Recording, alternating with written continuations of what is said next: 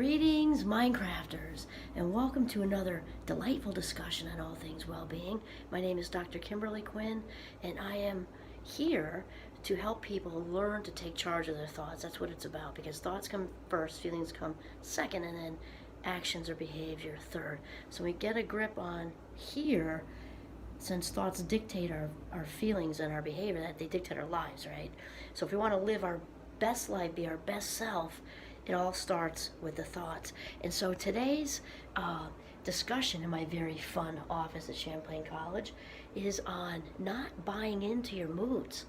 Not buying into your moods, because feelings are not facts, yet we tend to think they are, by not questioning things and such. And so in reality, moods can really trick us into thinking things are worse than they actually are. They can be very, very deceptive. Now, obviously, we're talking about bad moods there, because we don't need a lot of help with good moods, right? When the moods are good, things seem to be going well at home, with a partner, with kids, with roommates. The job's in check and everything is feeling good. We had a good lunch, or we're looking forward to a good lunch, or something like that, because the mood is good.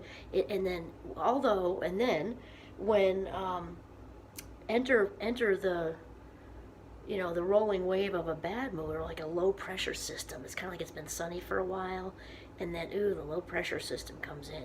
And if you're a seasoned adult, you might even get a little achy in the joints areas, the bendy spots, and all of a sudden, it's potential grayness coming, clouds coming, and somebody says snarky to us.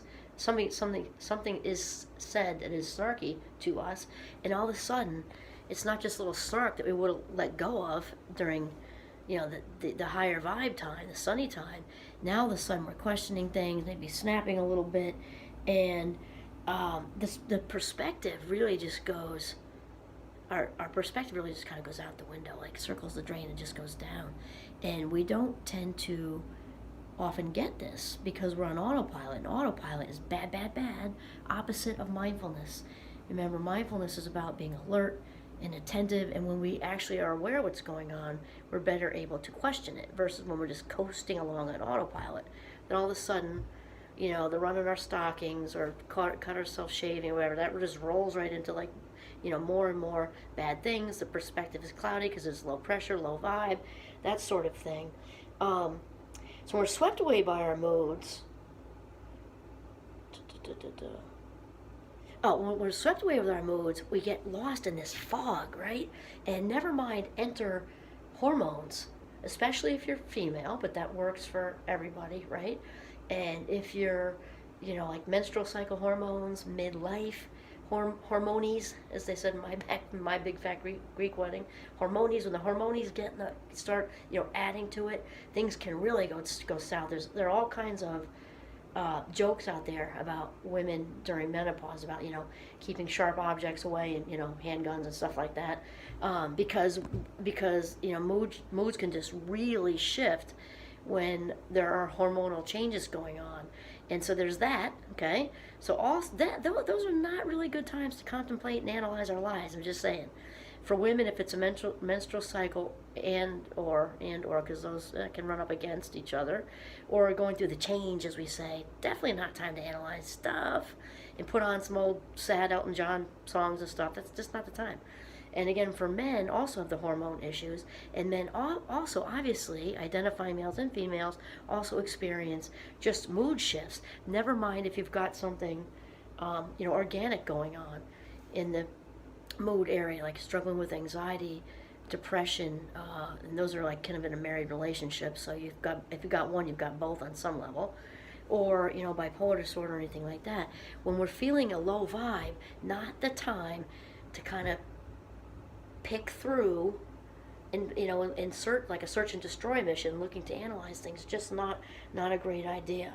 So because we lose our bearings, basically, just like we're in the fog, can't really see out of it when these low moods. And the best thing to do is really kind of sort of realize that it's going to be over. We experience low pressure. Okay, here we go. In reality, life is rarely, we're not saying, obviously life throws curveballs. When we're in that low mood, if we can kind of remind ourselves, once we sort of develop the awareness that we're in a low mood, that life is rarely as bad as we're making it out to be when we're in that place. And it's just trying to kind of trying to make that stretch. If you're out in the fog in the ocean, kind of figuratively speaking, trying to make that stretch to put one toe on the beach or one toe out of the pool, because it will get better. And when we really start to challenge these facts, so we do a mood check. This actually makes me think of back in the 70s. There was, I remember the fad or trend, we called them both of those things, I think, with mood rings, and you put it on, you're like, ooh, and they would turn different colors, and really, of course, that's the heat on your fingers, and you can hold it in your hands and make it warm up and do all kinds of stuff. But, challenge that, challenge the mood, and say, okay, am I really upset about something, or is this a wave? And learning to ride the waves of the ocean is really the most important thing.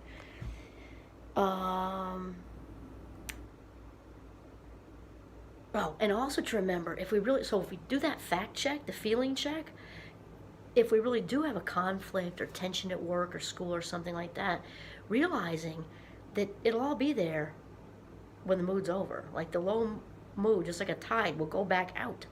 And whatever it is will still be there, only we'll look at it with a whole lot more clarity, because I think even the most seasoned adult, the most put together adult, the most whatever on top of their game adult, can fall into moods, and really this sort of, and the deception that moods can bring, and we can make decisions at these times too, which is also a really bad idea.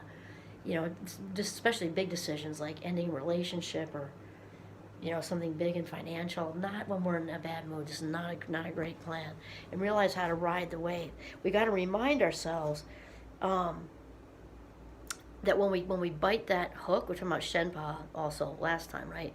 When we bite that hook, it's going to sink us to a very bad emotional place. And that's also something we just want to avoid. It's better to realize that it's going to pass, and try to remind yourself, you hear that this too shall pass, and sometimes cliches can be enormously irritating. However, this one is really true, because I think people really underestimate the power moods can have over us, when the mind can actually be tricked relatively easily. So it's important to, since we're talking about becoming the boss of our brain, it doesn't mean necessarily, there are also ways to improve your mood, but that isn't what this episode is about. This episode is more about just acknowledging that we're in a lower vibration, and we can also distract ourselves, make it a little better. I'm not saying it's a wave the wand cure-all for it, but distract ourselves, step back, get outside, call somebody, go for a walk, all of that stuff. But most of all, to just realize that it's fleeting. That's really the main point of this episode, is to realize that moods are like waves. They come in and out. So that this too shall pass cliche works here, because it really will be over, and be over rather quickly. So that's pretty much it. Don't buy in to your moods, because that's all they are. They're just moods. Feelings are not facts. Ride the wave. This is Kimberly Quinn signing off from the gorgeous Champlain College campus in my very fun office. Have a mindful day.